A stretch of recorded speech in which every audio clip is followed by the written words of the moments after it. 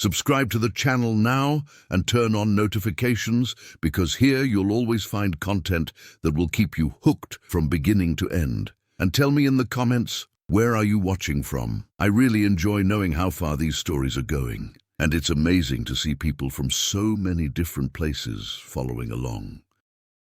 The mansion loomed on the horizon like a scar forgotten by time, erected amidst a vast and silent plot of land in the American countryside, surrounded by ancient trees whose twisted branches seemed to lean toward the house, as if guarding a secret that no one dared reveal. Its opaque windows, covered in dust for decades, did not reflect the daylight. They only absorbed it, creating the unsettling sensation that the interior remained perpetually in twilight, regardless of the sun outside. It was precisely this isolation, this intact yet unsettling appearance, that caught the attention of Daniel Harper, an investor known for transforming abandoned properties into multi-million-dollar ventures. For him, there were no haunted houses, dark stories, or urban legends, only missed opportunities. When that mansion appeared at a discreet auction, with incomplete documents and virtually no interest from other buyers, Daniel saw something there that few would: value hidden beneath fear. The records were vague, almost deliberately incomplete, but one detail caught the attention of anyone even slightly curious. The property had been sealed off shortly after the end of World War II. There was no clear history of recent owners, no concrete explanation for the abandonment, and the name of the last resident appeared only once, without any continuation in the public records. It was as if that house had been erased from history or hidden away. For Daniel, that didn't represent danger. It represented exclusivity. On the morning he decided to visit the mansion for the first time, the sky was covered by a thick layer of clouds, filtering the light and making the atmosphere even heavier. As he passed through the rusty gate, which opened with a drawn-out, prolonged sound, he noticed something that wasn't mentioned in any report: absolute silence. There was no wind, no insects, no usual sounds of nature around. It was a dense, almost physical silence, as if the environment itself were contained, awaiting something. Beside him, Laura, his assistant, and the one responsible for documenting the entire property evaluation process, walked with her camera in hand, trying to maintain a professional demeanor, although her constant glances around revealed a growing discomfort. She had accompanied Daniel on several inspections before, but never to a place that caused such an immediate feeling of rejection. As they approached the main entrance, the dark wooden door seemed slightly misaligned, ajar by a few centimeters, as if someone had left in a hurry or as if it had never been properly closed. Daniel didn't hesitate. He pushed the door firmly, and the creak echoed through the house for a prolonged period, reverberating down the empty hallways like a belated warning that the structure still responded to human presence. The air inside the mansion was colder than expected and carried an old odor, a difficult-to-define mixture of aged wood, rusted metal, and something deeper, almost organic, as if time had accumulated there in a material way. The furniture remained covered by white sheets, now yellowed, but surprisingly intact, with no signs of break-in, vandalism, or looting. This was not ordinary abandonment. It was unintentional preservation. Daniel walked carefully, analyzing every structural detail, observing the state of the floor, walls, and ceiling, while Laura silently recorded everything. With each step, dust rose in small clouds, revealing how untouched that space had remained for decades. However, something in that environment seemed out of place, as if an invisible piece were missing from the logic of that abandonment. It was in the center of the main room that he noticed. A mark on the floor interrupted the uniformity of the aged wood, forming a subtly darker rectangle, as if something heavy had remained there for a long time before being removed. Daniel crouched slowly, running his hand over the surface, feeling a slightly cooler temperature at that specific spot. When he tapped lightly with his knuckles, the sound that returned wasn't solid like the rest of the floor. It was hollow, deep, revealing a hidden space beneath. Without saying much, he began searching around until he found, near the wall, a small metal ring embedded in the wood, almost completely hidden by the dirt accumulated over the years. Laura took a step back, visibly tense, as he cleaned the object with his hand and held it firmly. When he pulled, he encountered resistance at first, as if something on the other side was still trying to keep it closed. But with more force, the mechanism finally gave way. The trapdoor opened. The air that emerged from within was not only colder, it was different, dense, laden with a metallic and ancient smell, which made Laura recoil immediately. Daniel, on the other hand, remained motionless for a few seconds, observing the opening, as if he were facing something much greater than a simple structural discovery. Shining the flashlight inside, a narrow wooden staircase was revealed, descending into a darkness so profound it seemed to absorb the light itself. But that wasn't all that caught their attention. On the wall beside the staircase, irregular marks had been forcefully carved, as if someone had used their own hands or some improvised object to leave an urgent message. Laura approached slowly, holding her breath, while Daniel illuminated the surface more effectively. The words were worn, but still legible. "Don't open it." The silence that followed was immediate and heavy, filling the space between them in an almost suffocating way. Laura looked away, clearly affected, while Daniel remained staring at the message, trying to rationalize it as a vestige of superstition or ancient despair. Still, something in his posture had changed, a slight hesitation that hadn't been there before. When he placed his foot on the first step of the stairs, the creaking echoed throughout the entire structure, reverberating inside the mansion. It was at that moment that they both heard a sound coming from below. It wasn't wood giving way, nor wind pushing through cracks. It was a brief, irregular noise, like something being dragged or scraping against a surface. Daniel stopped immediately. Laura gripped his arm tightly, her gaze fixed on the darkness.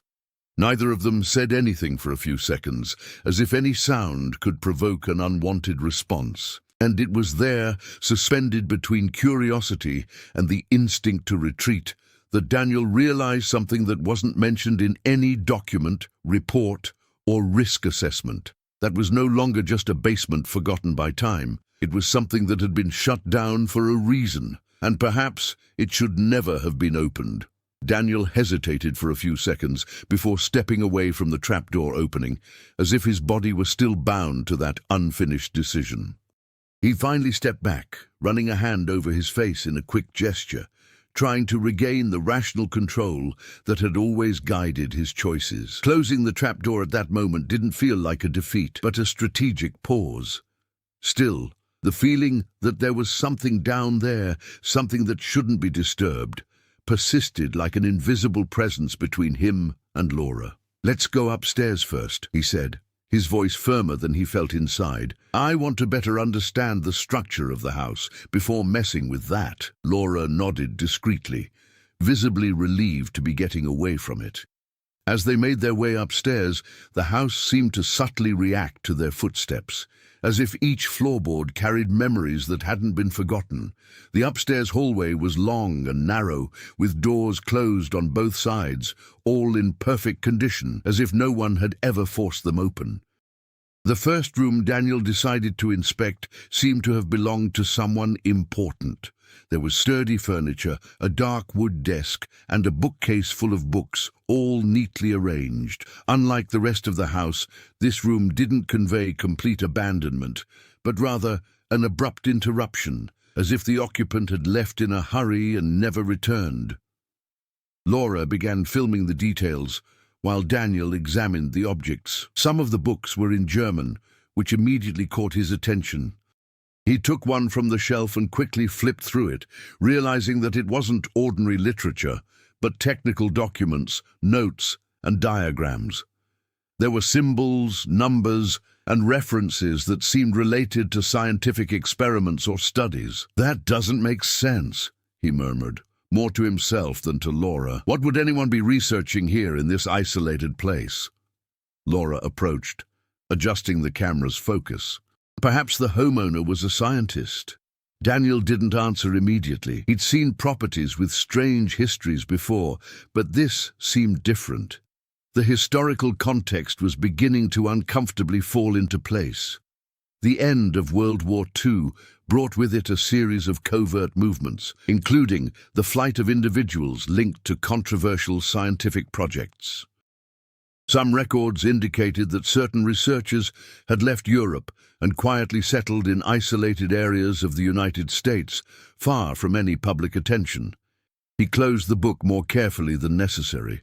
"We need to find clearer documents," he said, now in a more serious tone. In the other rooms, the pattern repeated itself in a disturbing way. Personal belongings remained in place. Clothes still hung in closets. Old photographs sat on bedside tables. In one of these photos, Laura noticed something curious. A man with a rigid appearance, wearing a formal suit, posed next to a woman and a child. The scene seemed to be exactly that house, but something in the man's expression caught her attention. It wasn't an ordinary smile, but something more restrained, almost forced. "That must be the previous owner," Laura commented, bringing the camera closer to the image. Daniel picked up the photograph and examined it more carefully. On the back, there was a simple handwritten inscription, October 1944. The detail made him frown. The date coincided with one of the most intense periods of the war, shortly before its conclusion. If that man was really there at that moment, it raised a disturbing question. What was he doing in the United States while the conflict was still raging in Europe? As they continued their inspection, they found a room that stood out completely from the others. The door was locked, something rare in that house.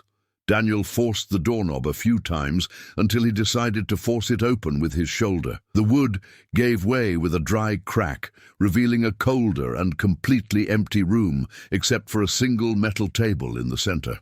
On top of her, documents were scattered haphazardly, as if someone had hastily interrupted an activity. Daniel approached cautiously, while Laura kept the camera steady. The papers were partially damaged, but some sections were still legible. Diagrams, notes, and technical terms emerged among stains and tears. One term was repeated several times. Insulation. Another term appeared less frequently, but prominently. Containment. Laura felt a shiver run down her spine. "Daniel, this doesn't seem like typical research." He remained silent, absorbing every detail. The further they progressed, the more that house ceased to be merely an abandoned property and began to reveal itself as something planned, structured for a specific purpose. And that purpose did not seem to have been fulfilled. As they left the room, the atmosphere had completely changed. Daniel's initial interest now shared space with a growing unease, while Laura was already showing clear signs that she wanted to leave as soon as possible. "We need to talk to someone," she said finally. "Historians, authorities, this isn't just an old house." Daniel stopped in the middle of the hallway and looked around, as if trying to see beyond the walls. "If we call someone now, we'll lose control of this," he replied quietly. "And I need to understand what this is before anyone else." Laura didn't argue, but her silence said it all. As they descended back to the main floor, the presence of the trapdoor seemed even stronger than before. It was as if everything in that house, the documents, the rooms, the dates, the symbols, pointed to that single place, for what was hidden down there. Daniel stopped in front of the closed opening and remained motionless for a few seconds. The warning carved into the wood was still there, silent but impossible to ignore. "Don't open it." This time, he didn't smile. That phrase no longer seemed like superstition. It seemed like a final warning left by someone who knew exactly what they were trying to prevent, and even without admitting it aloud, Daniel began to realize that this story wasn't about discovering something valuable. It was about understanding why it had been buried. The decision to open or not open that trapdoor ceased to be merely a professional choice and became a direct confrontation between reason and instinct. Daniel stood before the structure for a few moments, observing the aged wood, the edges marked by time, and above all, the phrase carved with enough force to withstand decades. This was not just a common warning, it was a record of despair. Yet something stronger was growing within him, the need to understand. "Let's document everything before we go down," he said finally, breaking the silence. Laura didn't respond immediately, but adjusted the camera with hands less steady than before. The tension was now visible in both of them. There was no longer any enthusiasm for exploration, only a constant feeling that they were moving towards something that couldn't be reversed. Daniel began to examine the area around the trapdoor more carefully, looking for additional mechanisms, hidden locks, or any kind of system that would explain why it had remained closed for so long. That's when he noticed something he had missed before, deep marks in the wood around the lid, as if someone had tried to keep it forcibly closed, or prevent it from being opened from the inside. This detail caused him to recoil slightly. "This wasn't just sealed on the outside," he murmured, more to himself than to Laura. She approached cautiously, focusing the camera on the marks. "Are you saying that someone tried to leave?" Daniel didn't answer, but the silence was enough. The atmosphere in the house seemed denser now, as if the mere fact that they were about to open it had altered something invisible around them. The air felt heavier, the silence deeper, and every little noise, the creaking of the wood, the faint echo of footsteps, seemed exaggerated. Even so, Daniel made the decision. He opened the trapdoor again, this time with less hesitation, but with more caution. The cold air rose again, more intense than before, carrying that same metallic and ancient smell. Laura stepped back a little but continued filming. "If anything strange happens, we'll go upstairs right away," she said, trying to maintain some control over the situation. Daniel nodded and pointed the flashlight at the staircase. The wood seemed fragile, but still sturdy enough to support the weight. He descended the first step, then the second, testing each step before moving forward. The sound of the steps echoed unevenly, as if the space below were larger than it appeared. Laura hesitated for a second before following him. As they descended, the flashlight's light revealed walls of raw concrete, different from the house's wooden structure. It didn't seem like an original part of the construction. It looked like an adaptation, something built later with a specific purpose. The air grew colder with each step, and the metallic smell became stronger, almost suffocating. When they reached the bottom of the stairs, Daniel stopped abruptly. The space was bigger than he expected. Much bigger.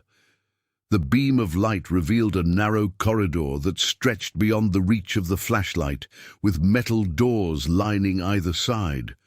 Some were ajar, others completely closed. The floor was concrete, marked by dark stains that time had not been able to completely erase. Laura held her breath. This isn't a basement," she said, almost in a whisper. Daniel nodded in agreement. "No, this is an installation." They moved slowly down the corridor, each step echoing dryly. As they passed the first door, Daniel pushed it open carefully. The interior revealed a small, empty room with scratched walls and deep marks, as if something had been dragged or tried to escape from there. There was no furniture, just the raw, silent space. In the second room, they found something different. Chains attached to the wall. Rusty, but still standing. Laura recoiled immediately, the discomfort now evident in her expression. "That's illegal. She couldn't finish the sentence. Daniel approached the chains, observing the attachment points. This wasn't improvised. It was planned. installed with precision. Whoever built this knew exactly what they were doing, he said, his voice lower. The third room brought something even more disturbing. On the floor, partially covered in dust, were personal belongings. A child's shoe, scraps of fabric, something that looked like an old suitcase. Laura stopped filming for a moment, unable to maintain professional detachment in the face of all that. "Daniel, we need to go." But he didn't move. His eyes were fixed on something at the end of the hallway. A door, unlike any other. Thicker, reinforced, with a small metal opening like those in prison cells, and unlike the others, completely closed. Something about that detail changed everything. The rest looked abandoned. That looked like active restraint. Daniel walked slowly to the door, feeling his heart race unusually. Each step seemed heavier, as if the atmosphere were resisting his approach. When he finally stopped before it, he noticed something that made his body stiffen. Scratches. Inside. Deep marks on the inside of the small metal opening, as if someone or something had desperately tried to force its way out. Laura arrived behind him, hesitant. "Is there anything in there?" he asked, almost voicelessly. Daniel moved the flashlight closer to the opening. For a few seconds he saw nothing but darkness. Then a sound, low, irregular, like a faltering breath, or something moving slowly. He froze. The flashlight trembled slightly in his hand. Laura gripped his arm tightly, her eyes wide.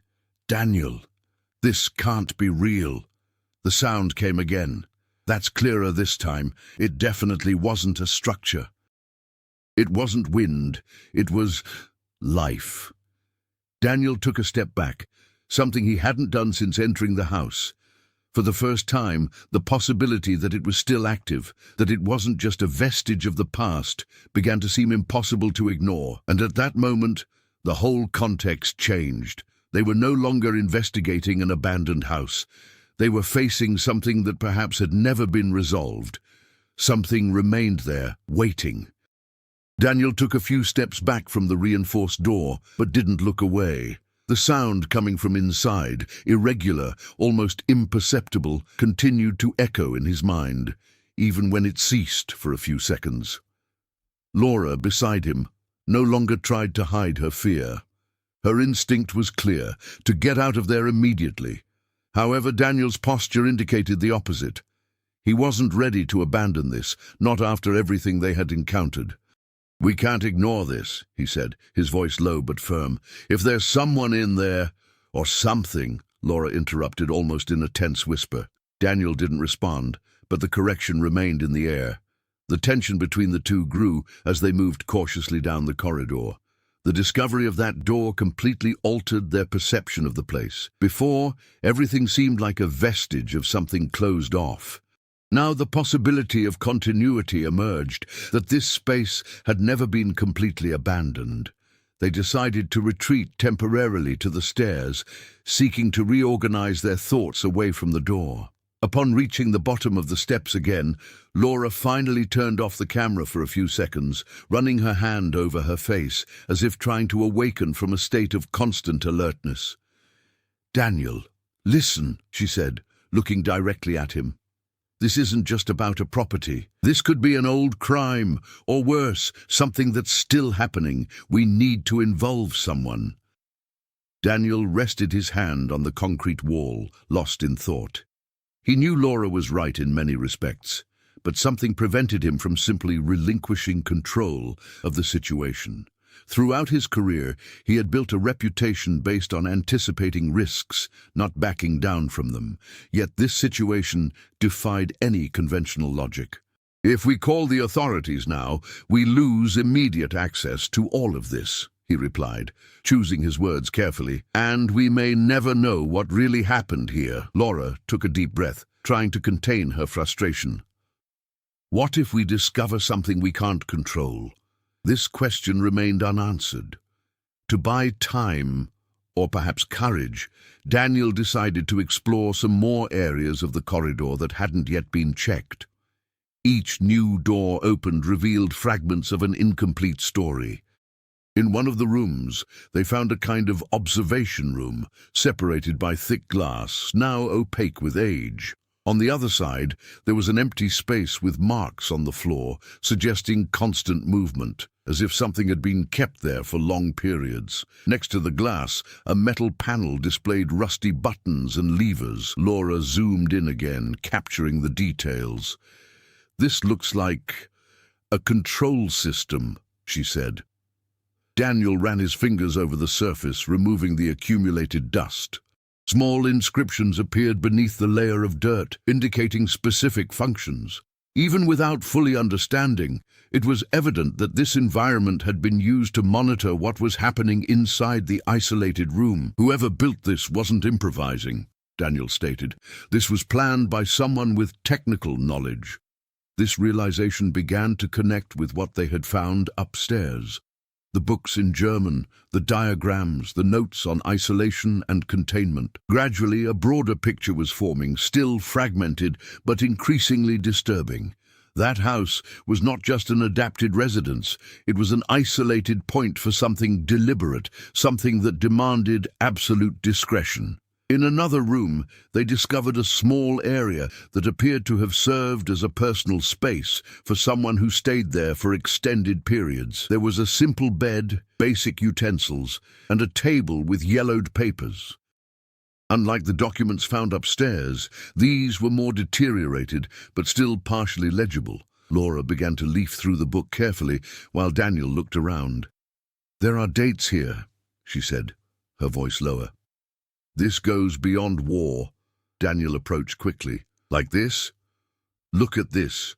She pointed to a series of notes. The dates continue, years later. They didn't stop in 1945. This detail added a new layer of tension. If those activities continued after the war ended, it meant that someone remained there, keeping that space active indefinitely. And even more unsettling, no one ever officially recorded it.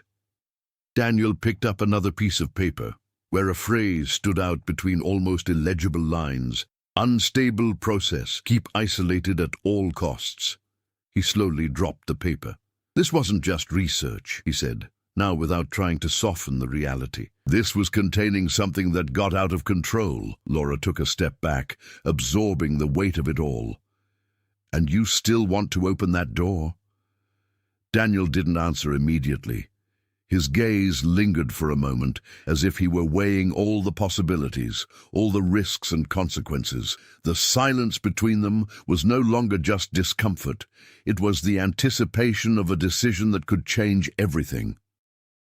As they slowly made their way back towards the main corridor, a new element emerged, further intensifying the complexity of the situation.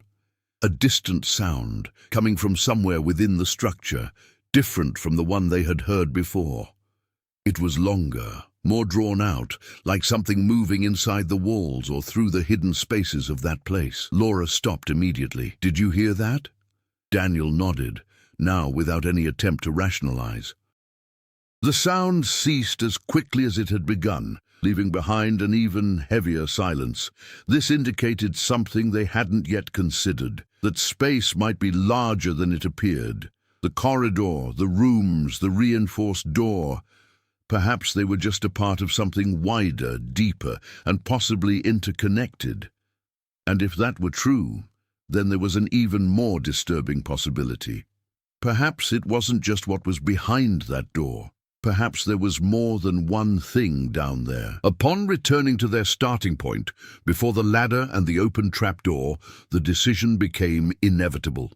Everything converged on that single moment. The discoveries, the documents, the sounds, the signs of containment, everything pointed to the same question.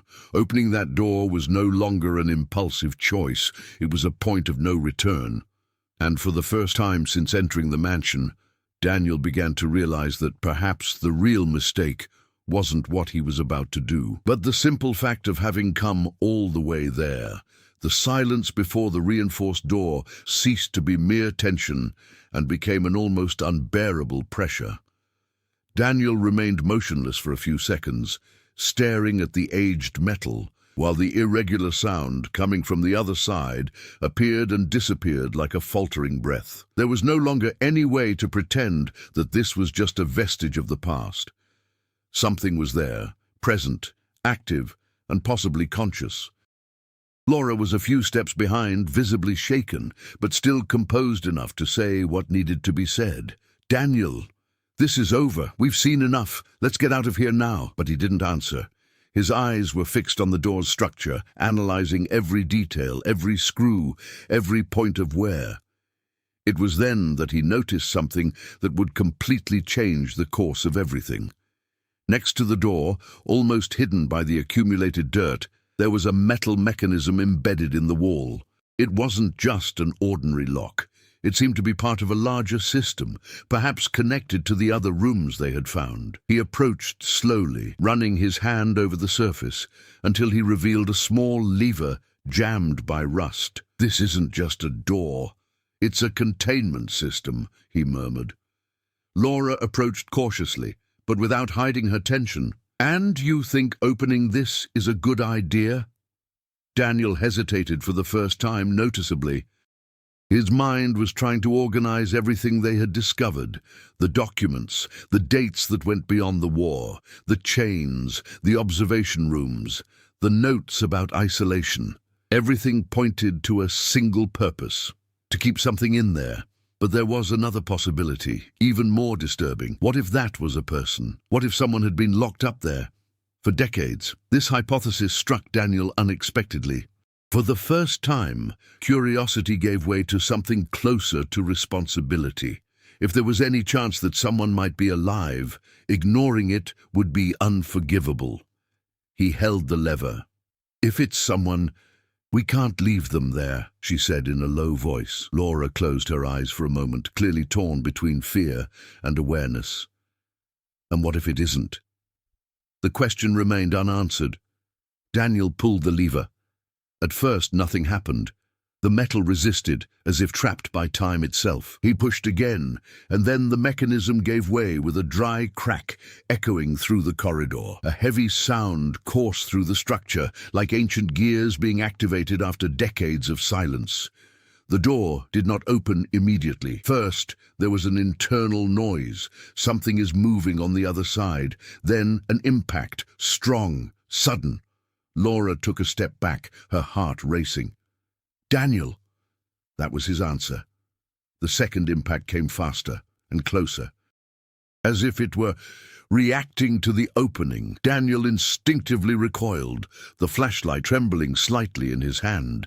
His breathing was no longer as controlled as before. He was losing control of the situation, and he knew it. Then, with a deep creak, the door opened a few inches. The air that came out of there was completely different from anything they had ever smelled before. It wasn't just cold. It was heavy, damp, laden with an intense odor that made Laura immediately put her hand to her mouth. It was the smell of something that shouldn't have existed for so long, isolated. Daniel provided the lighting for the opening ceremony. For a few seconds he saw nothing but darkness. Then slowly something moved, not abruptly, but enough to dispel any doubt. Laura let out an involuntary sound, stepping back even further. There's someone in there." Daniel did not answer. He couldn't.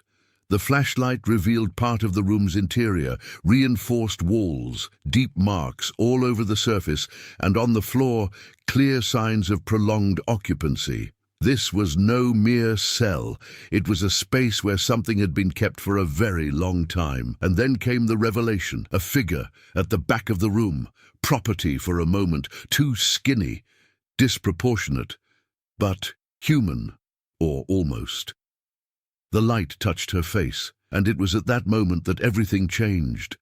Her eyes snapped open abruptly, reflecting the light with abnormal intensity. There was no clear expression, just a disturbing mixture of awareness and something that seemed completely detached from reality. Her skin was pale, marked, as if she hadn't seen natural light for years or decades. Laura couldn't move. Daniel didn't either. The figure did not move forward immediately. She simply observed, as if he were evaluating, as if he were recognizing something that shouldn't be there. And then, slowly and unevenly, he took a step forward. The sound of movement echoed through the space. It wasn't just the impact on the ground. It was something more, something that didn't fit with a normal human body. Daniel took another step back, feeling for the first time a real, primal fear, impossible to control with logic or experience. "That's not possible," he murmured. The figure tilted its head slightly, as if reacting to the voice. And then he did something that destroyed any attempt at rationalization. He spoke, but not in a normal way. The voice came out fragmented, as if it were being used again after a long time. "Late!" The sound echoed down the hallway. Laura began to cry silently, completely paralyzed. Daniel felt the weight of it all fall upon him definitively. It wasn't just something stuck there. It was something that had survived, against all logic, against the clock, against isolation itself. And then, with one more step forward, the figure approached the light, revealing more than they were prepared to see. And at that moment, Daniel understood the truth that changed everything. That was more than just a discovery. It was a mistake, an error that had just been revealed. The moment after the door opened was not marked by immediate action, but by a dense, almost suffocating silence, as if the environment itself had been suspended. The figure standing inside the cell did not advance quickly, did not attack, did not react like something wild or uncontrolled. On the contrary, there was a disturbing slowness in its movements, as if each gesture required an unusual effort, as if it were relearning how to exist outside that space. Daniel was the first to react, albeit instinctively. He took 2 more steps back, keeping the flashlight pointed, as if the light were the only barrier between them and it. Laura, on the other hand, no longer tried to maintain any professional demeanor. Her body trembled visibly, and her eyes remained fixed on the figure, unable to look away. The creature, or the man, took another step forward. Now closer to the opening, the light revealed details that had previously been hidden. Deep marks on the skin, old and recent scars, and something even more disturbing, signs of adaptation. This was not just someone who had survived confinement. This was someone who had been shaped by it. The figure's gaze was not empty. He was attentive, conscious, but disconnected. Daniel swallowed hard, trying to maintain some control. "Can you understand us?" he asked, his voice lower than he intended. The answer did not come immediately. The figure tilted its head again, as if processing the sound, as if trying to remember its meaning. Its lips moved, but no sound came out for a few seconds. Then finally, a fragmented word emerged, almost unrecognizable. "Outside." Laura brought her hand to her face, trying to contain her despair. "Daniel, this isn't right. This isn't normal." But there was no longer any room to deny reality. The presence before them was not merely physical. It was the result of something that had been going on there for too long. Daniel tried to quickly reorganize his thoughts, searching for any reference that could explain it. The notes, the documents, the containment rooms, everything pointed to a process, an experiment, something that had been started and never finished. "You stayed here all this time?" he asked, trying to maintain communication. The figure took another step. Now he's out of the cell. The sound of a foot hitting the floor echoed unevenly down the hallway, revealing a movement that didn't follow natural patterns. Still, there was no direct aggression, just close contact. "No, stop," came the broken reply, as if each word required an enormous effort. Daniel felt a chill run through his body. That wasn't just someone who was arrested. This was someone who had been kept there for a purpose, and perhaps it had never ceased to fulfill that purpose. Laura pulled his arm forcefully. "We need to get out of here now. This isn't a rescue, Daniel. We don't know what that is." He knew she was right.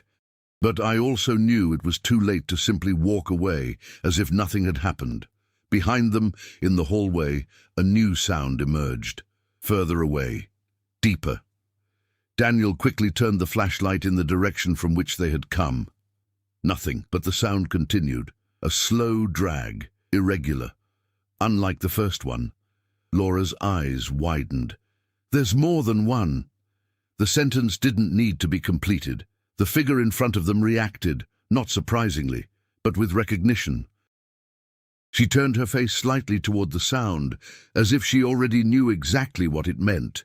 Her body stiffened, became more alert, and for the first time, a clear change occurred in her expression, something close to a warning sign. Or, out of fear. Daniel realized this immediately. "What else is here besides you?" he asked, now no longer trying to hide his tension. The response came faster this time, still fragmented, but clear enough. "No, leaving." The sound in the hallway was getting closer. It's heavier now, more present. Laura began to back away, pulling Daniel along with her. "We opened something we shouldn't have," she said, her voice barely audible. "This wasn't supposed to be found." The figure took another step towards them, but not as a threat, as a warning. His gaze shifted between them and the hallway behind them, as if he were trying to communicate something he couldn't fully express. And then, with visible effort, she spoke again. To close." Daniel understood, or at least he thought he understood. That thing, that man, wasn't trying to get out. I was trying to prevent anything else from getting out. The sound in the hallway was now unmistakable. It wasn't just movement, it was a presence, something bigger, faster, and definitely more aggressive. Tension exploded in the room. Laura pulled Daniel harder. "We need to close that door." But there was a problem. They were too far from the lever, and the sound was getting closer and closer. Daniel looked one last time at the figure in front of him. She wasn't making any more progress. I was just watching, like someone who already knew exactly what was about to happen, and there was no way to stop it anymore. The mistake had already been made, and now the consequences were moving in their direction. Instinct finally overcame any attempt at rational control. Daniel grabbed Laura's arm and began to back away quickly down the corridor, the flashlight trembling in his hand as the beam of light cut through the darkness unevenly. The sound coming from the depths of the structure was no longer distant. Now it was close enough to be felt on the floor itself, like a subtle vibration that rose through their feet and spread through their bodies. Laura was breathing unevenly, looking back repeatedly, as if expecting to see something appear at any moment. The fear was no longer just psychological. It was physical, immediate, impossible to ignore. "Daniel, faster," she said, pulling him along. But he slowed down for a brief second, not out of hesitation, but through perception. Something wasn't right. The way back looked different, or perhaps it was just how they were seeing things now. The corridor, once linear, seemed longer, more enclosed, as if the space were compressing. The doors that had been open were now ajar in an irregular way, creating distorted shadows that confused peripheral vision. The feeling of disorientation grew with each step. "The stairs were closer," Daniel murmured. Laura paused for a moment, just long enough to realize that he was right. "That doesn't make sense. We didn't go that deep." The sound behind them interrupted any attempt at analysis. Stronger, faster, now accompanied by something new. A dry impact against metal, then another one, as if something were colliding with the surrounding structures, forcing its way through. Daniel didn't think anymore. He started running again, this time without looking back. As they moved forward, something changed inside him. Up until that moment, Daniel had acted as he always did, analyzing, controlling, deciding. But there, in that environment, none of those skills were enough. He wasn't dealing with a calculable risk, nor with a situation that could be reversed with conventional strategy. For the first time, he had to accept something he had always ignored. He was not in control. And understanding that didn't weaken him. It made him react. If before he had moved out of curiosity, now he was driven by survival, and above all, by the responsibility of getting Laura out of there. "Don't stop," he said firmly. They passed through the room with the observation glass again. Daniel glanced quickly inside and, for a second, something caught his attention. Recent marks on the glass, as if something had been pressed against it a short time ago. There was no time to investigate, but it reinforced a growing certainty. They were no longer alone in that space. As they turned the corner at the end of the corridor, they finally spotted the staircase. But the relief lasted only a moment. The opening above seemed smaller. The light coming from the upper floor was weaker, almost non-existent, and something even worse. The trapdoor was partially closed. Laura stopped abruptly. "We left it open." Daniel noticed it too. That was not caused by them. The sound from behind returned, much closer now. A heavy dragging sound followed by a rapid sequence of impacts, as if something were moving with uncontrolled force, disregarding obstacles. Daniel made an immediate decision. "Go up. Now." Laura didn't argue. She began to climb the stairs hurriedly, while Daniel remained for a second at the bottom of the stairs, illuminating the hallway. The darkness seemed denser now, as if it were drawing closer along with the sound. And then he saw. Not clearly, but enough. A quick movement through the shadows, much more agile than the figure they had freed, much less human. He didn't wait any longer. He climbed the steps quickly, almost tripping over his own feet. As soon as he reached the top, he pushed the trapdoor open forcefully, helping Laura keep it open as they climbed out. The two crossed over to the main floor of the house, and immediately Daniel pulled the lid open with all his might. The impact of the closure echoed through the room. For a second, nothing happened. Then came the first blow, underneath, strong enough to make the wood vibrate. Laura screamed, recoiling. Another coup, more intense. Daniel glanced around quickly, searching for anything that could help reinforce the trapdoor. His eyes found a heavy table near the wall. Without thinking, he dragged it with effort to the trapdoor, positioning it on top of it. The third impact came soon after, even more violent. The entire structure shook. Laura gripped his arm tightly, completely shaken. "This won't hold." Daniel knew this, but I also knew I needed to buy time. He took a deep breath, trying to reorganize his thoughts even under pressure. For the first time since entering that house, his mind wasn't trying to understand what it was.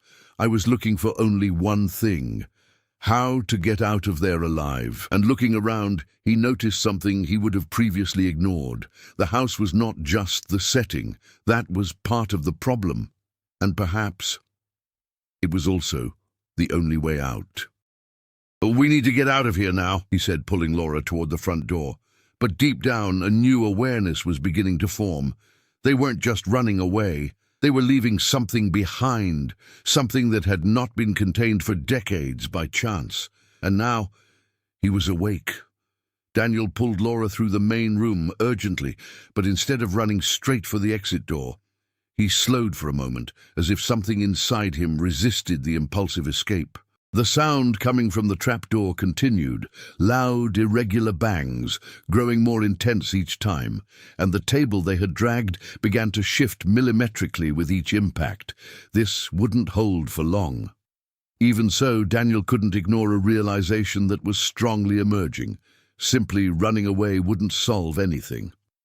"It's no use just leaving," he said, glancing quickly around, trying to connect everything they had seen. "If that thing gets out of here—" Laura interrupted him, almost in despair. "Daniel, we can't solve this. This isn't our problem." But he no longer thought the same way. What had once been curiosity had now turned into responsibility. They had opened that door. They had broken an isolation that clearly existed for a reason. And worse, they now knew it wasn't a single presence. Daniel turned his gaze to the trap door. The banging stopped for a second. The silence was even worse. "This isn't random," he murmured. There's a system here. There was a control. The memory of the observation room and the metal panel came clearly to his mind. Those buttons, those levers. It wasn't just for monitoring. It was an active mechanism, a containment system. Laura noticed the change in his gaze. "No, you're not thinking of going back down there. We don't need to go down," he replied quickly. "But that panel, it must be connected to this." Before she could answer, a new impact came from the trapdoor, stronger than all the previous ones. The table moved a few centimeters, scraping the floor with a dry sound. The wood of the lid began to show small cracks, almost imperceptible, but enough to indicate that time was running out. Daniel ran to the wall where they had seen the mechanism near the basement entrance. He ran his hand along the surface, searching for any sign of connection to the lower system. For a few seconds he found nothing. Then, pressing on a part of the wood, he heard a slight click. A small section of the wall collapsed, revealing a hidden compartment. Inside, there was a metal lever, similar to the one they had activated downstairs, but in better condition. Next to it, worn inscriptions could still be partially read. "Emergency system. Complete sealing." Laura approached, her face pale. Does this close everything off?" Daniel analyzed it quickly. "Either it destroys it," he replied, without softening his tone. The silence between the two was immediate. Another hit. This time, something different happened. A cracking sound. Of course, definitive. Laura instinctively recoiled. "Daniel, there's no more time." He looked at the lever, then at the trapdoor, then at Laura. For the first time, the decision involved more than just personal risk. It involved consequences that went beyond them. If it slipped, there would be no control. There would be no simple explanation, and no one would believe it in time to prevent something worse. But there was another problem. The man they had freed, the figure who had tried to warn them. If the system were activated, it would also be affected. Laura noticed the conflict in his face. "You can't save everyone," he said, his voice firm despite his fear. "We don't even know what he is." Daniel closed his eyes for a brief second, absorbing the weight of it all. Throughout his life, he had based his decisions on logic, return on investment and control. But there, in that moment, none of those metrics applied. It was a raw, direct choice, without guarantees. Another impact, stronger. The table slid a few more centimeters. A larger crack appeared in the wood, and for a moment, something appeared through the tiny opening. A quick movement. Dark, disproportionate. Laura let out a stifled cry, stepping back even further. Daniel opened his eyes. The decision had been made. He held the lever, but before he could pull, something unexpected happened. A different sound echoed from inside the trapdoor. It wasn't the aggressive impact of before. It was a different sound, closer, more controlled. And then a voice, weak, fragmented, but recognizable. The same. "Now." Daniel froze. The figure. She was down there, and somehow he was still trying to help them. Laura shook her head in despair. "Daniel, this could be a trap." He knew it could be. But I also knew something else. That was the only thing from the beginning that demonstrated awareness. He tried to warn, which he tried to prevent, and now she was asking him to act. The trapdoor shook again. The crack widened. "Time's up." Daniel pulled the lever. A deep sound coursed through the entire structure of the house, as if something ancient were being activated after decades of inactivity. The walls vibrated slightly, and a metallic noise began to echo beneath them, traveling through the floor, the hallways, every part of the building. Laura looked around, unsure of what to expect. "What did you do?" Daniel did not answer, because, at that moment, the whole house started to react, and whatever was down there, also. The sound that followed the lever being pulled wasn't merely mechanical, it was deep, dense, as if emanating from the very bowels of the house.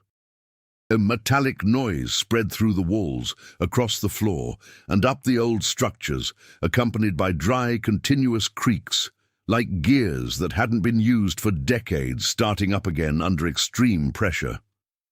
Laura put her hands to her ears, startled. "What is happening?" Daniel remained motionless for a second, trying to understand, but soon realized that this was not something that could be predicted or controlled. The system wasn't just being activated, it was reacting with everything that was left of him. The trapdoor began to vibrate more intensely. The table, which had previously served as an improvised barrier, jumped slightly with each impact from below. The cracks in the wood widened completely, forming small fissures that now allowed glimpses of the darkness below. And then the first breakup happened. A piece of wood snapped off with a dry crack. Something passed quickly through the opening. Not enough to be identified, but enough to cause immediate panic. Laura stumbled back, her eyes fixed on it. "Daniel, this isn't being contained." He realized it instantly. The system wasn't preventing the exit. I was doing something else. The ground beneath his feet vibrated again, this time more intensely, and a new sound overlapped the others, a sudden closing like doors being locked in succession. One after the other. Down there. Daniel understood. "He's isolating sectors," he murmured, almost to himself. But there was a problem. Whatever was in the basement was no longer confined to a single space. The second impact on the trapdoor was devastating. The wood gave way a little more, opening a larger gap. An arm, or something resembling one, emerged for an instant, too long, too fast, and it disappeared before the mind could fully process it. Laura screamed, now unable to contain her despair. "We need to leave now," Daniel agreed. But before they could run, a new sound echoed, unlike all the previous ones, coming from inside the house, not from below, but from the side corridor. They both froze. Slowly, Daniel turned the flashlight in that direction. The light revealed the beginning of the corridor and nothing more, but the sound continued. Steps, dragged, irregular, getting closer. Laura gripped his arm tightly. No, it can't be. But it was. The figure they had freed, or what was left of it. She emerged from the dim light, partially illuminated by the flashlight. Her body remained fragile, unstable, but something was different now. Her movements were no longer just those of someone trying to escape. There was intention, conscience. "It's urgent." She slowly raised her arm, pointing behind them, to the trapdoor. Then he made a sudden movement with his hand. "Negative." "No." The voice came out broken, but stronger than before. "Don't hold on." Daniel felt a chill run through his body. "So the system isn't supposed to contain it." The figure took a step forward, and then he said with difficulty but clearly enough, "It's to eliminate." The silence that followed was absolute. Laura shook her head, unable to accept it. Eliminate? What? The answer came before anyone could formulate another question. The trapdoor exploded. The wood gave way completely, scattering fragments across the room. The table was violently thrown aside, slamming against the wall. A grotesque sound, a mixture of impact and uncontrolled movement filled the room. Something emerged, fast, chaotic. It's impossible to define completely. Daniel's flashlight captured only fragments, elongated shapes, disjointed movements, a structure that seemed to adapt as it moved. There was no clear pattern, no visible logic. It was as if it didn't have a fixed shape. Laura screamed, recoiling until she almost fell. Daniel pulled her back, trying to create distance. But there was nowhere to go. The creature, or whatever it was, moved forward a few centimeters and then stopped. For a moment, as if she were being affected by something. The metallic sound is back, more intense, closer. The walls began to emit a continuous noise, as if something were moving inside them. Small openings appeared near the floor, releasing a dense vapor that quickly spread throughout the room. Laura put her hand to her mouth. "Gas." The figure in the hallway took another step. "Late," he murmured. Daniel understood at that instant. The system wasn't created to save anyone. It was created to ensure that nothing would leave that area. at any cost. The vapor spread faster and faster, making the air heavy and difficult to breathe. The creature reacted immediately, its movements becoming erratic and aggressive, as if it were being directly attacked. She moved forward. This time, without hesitation. Daniel pulled Laura with all his might, narrowly avoiding a violent impact that had struck the ground where they had been seconds before. "The door!" he shouted. They ran, just a few meters from the exit. But the air was no longer the same. Each breath burned, each step seemed heavier. Behind them the creature's sound faded, replaced by something even more disturbing, a progressive collapse, as if its own structure were being destroyed. Upon reaching the door, Daniel turned the doorknob forcefully, locked. Laura panicked. "No, no, no!" Daniel tried again. Nothing. The system had sealed everything, the whole house. The figure in the hallway fell to his knees, weak. No time. "Stay!" she tried to say, but her voice failed her. Steam now filled almost the entire room. Daniel looked around, desperate. No way out, no alternative, out of control. And then, for the first time since it all began, he understood the whole truth. That was never a mistake. It was never abandonment. That house was not just a forgotten place. It was a trap, designed to never be opened. And they had just fully activated it. The air had become almost impossible to breathe. Every attempt to draw in oxygen seemed futile, as if her lungs were being filled with something dense, heavy, suffocating. Laura could no longer stand. Her body slowly gave way, weakened by the gas that filled every corner of the house. Daniel held her with difficulty, feeling his own strength slowly fading. His vision began to fail at the extremities, gradually darkening, while the surrounding sounds became distant, muffled, as if everything were being swallowed by an inevitable silence. Behind them, what remained of the creature no longer moved in the same way. What had once been aggressive, chaotic, and impossible to understand, now seemed to collapse in on itself. Its movements became increasingly slow and uncoordinated until they finally ceased. The system had fulfilled its function. But the cost was absolute. Laura fell to her knees. Daniel tried to keep her conscious, holding her face with both hands. "Laura, look at me. Stay with me." She tried to answer, but the words wouldn't come out. Her eyes, still open, held a mixture of fear, confusion, and a silent question that didn't need to be asked. Why? Daniel had no answer. And perhaps I never would have. The metallic sound still echoed, but now at a slower pace, as if the system were entering its final phase. The walls stopped vibrating intensely, and the steam began to subside. But not enough. Not in time. Daniel felt his legs give way. He knelt beside Laura.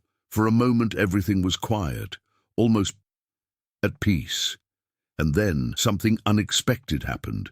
A different sound emerged, weak, distant, but it's real. A snap, then another one, and one more. Daniel raised his head slightly with difficulty. At the door, the lock. It was giving way. It's as if the system were releasing the blockage, as if the cycle were being completed. With what little strength he had left, he dragged himself to the door, each movement requiring an almost impossible effort. His hand trembled as he reached for the doorknob. It spun. This time, she gave in. The door creaked open slowly, revealing the outside. The fresh air rushed in like a shock, forcefully invading the room. Daniel pulled Laura with what remained of his energy, dragging her out of the house. They both fell to the ground outside, coughing, desperately trying to catch their breath. The contrast was brutal. Silence, clean air, life. For several minutes, neither of them could move. They could only breathe irregularly, trying to understand that they were still alive. Laura was the first to react, turning to her side, still weak. "Did we manage to—" Daniel did not respond immediately. He was looking at the house. The expression on his face was not one of relief. It was a time of understanding. "No," he said, his voice low and hoarse. "We just survived." Laura followed his gaze. The house was silent again, as if nothing had happened, as if it had returned to its previous state. But then, one last thing, a window on the upper floor. For a brief moment, something moved. Subtle, fast, but unmistakable. Daniel saw. And I knew at that exact moment that the system hadn't eliminated everything, or worse. Perhaps I was never able to eliminate it completely. Laura closed her eyes, too exhausted to notice, but Daniel kept looking. Property, because, at its core, a new truth was taking shape. That wasn't the end. It was merely the beginning of something that should never have been awakened. The house remained there, intact, silent, waiting. The days that followed were marked by a strange silence. Not the tranquil silence of someone who has overcome something difficult, but the kind of quiet that hides unresolved thoughts. Daniel and Laura avoided talking about what happened, not by conscious choice, but because they simply couldn't find words that made sense. Everything seemed distant, unreal, like a fragment of memory that the brain itself tries to distort in order to cope. Laura tried to resume her routine at first. Small gestures, going back to her cell phone, answering overdue messages, walking around the house, turning on the television just to fill the void. But nothing really occupied the space that experience had opened up inside her. At night, sleep did not come easily, and when it came, it wasn't rest. They were fragments, shadows, noises, the constant feeling that something was wrong, even when everything seemed normal. Daniel, on the other hand, reacted differently. He dove silently into the water. He would spend hours staring into nothingness, as if reliving every detail, trying to piece together a logic for something that clearly didn't follow any logic at all. For someone used to controlling, understanding, and predicting, that was unbearable. There was no explanation. There was no closure. Just questions and a growing certainty. They hadn't seen everything. On the third night, Laura woke up startled. A sound, low, almost imperceptible, coming from somewhere in the house. She lay motionless in bed, holding her breath, trying to determine if this was real or just another reflection of the trauma. The sound came again, a slight drag, interrupted, irregular. My heart raced. She stood up slowly, each step calculated, trying not to make a sound. The hallway was dark, illuminated only by a faint light coming from the living room. Everything seemed normal until it didn't anymore. The sound was coming from there. Laura moved forward, slowly. Upon reaching the entrance to the room, she stopped. His eyes tried to adjust, and then she saw. Nothing is clear, nothing straightforward, but something is out of place. An object that wasn't there before, or perhaps it was, but in a different position. Her breathing became heavier. "Daniel," she whispered almost voicelessly. No response. She took another step. The sound stopped completely. Absolute silence, but not an empty silence, a silence, attentive. As if something were waiting, observing. Laura stepped back, slowly, without turning your back. He went back to his room and locked the door. The following morning, she tried to rationalize. She told herself it was just a consequence of what they had been through. Stress, fear, an overwhelmed mind. That's what anyone would say. It made the most sense. But when he went back into the room, the object was different. Again. This time, there was no doubt. Something had moved, and it wasn't her. Laura didn't say anything to Daniel at that moment, but he started observing more.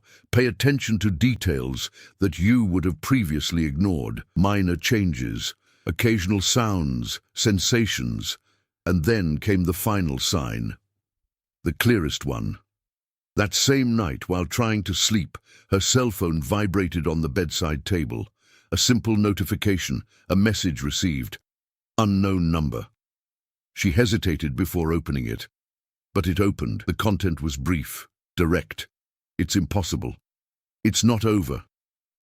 Laura felt her whole body go cold. The air seemed to disappear again for a moment. She gazed slowly at the bedroom door. Closed. Property. But deep down, something told me that it didn't matter, because whatever had started in that house, he didn't stay there. And now, I knew where to find them. If you've made it this far, take a deep breath for a moment, because this story may have ended. But the feeling it leaves behind is unlikely to go away so easily. Now I want to ask you a question, and answer honestly. Would you have the courage to enter that house knowing all of this? Or worse, would you have pulled that lever? Write in the comments what you would do in this situation. I really want to know, because each decision there completely changed their fate. And maybe yours would have been different too. And tell me too, where are you watching from right now? I love seeing how far these stories are going. If this story captivated you, made you tense, or made you take a second look at the darkness around you, then go ahead and like and subscribe to the channel, because here you'll always find stories that mess with your mind and stay with you even after the video ends. And don't forget to turn on notifications, because the next story, it could be even more disturbing. Perhaps based on something real, perhaps it's happening somewhere right now. Now tell me, would you just sit alone in silence after hearing all of that? Or are you already looking around? Until the next video, if you dare.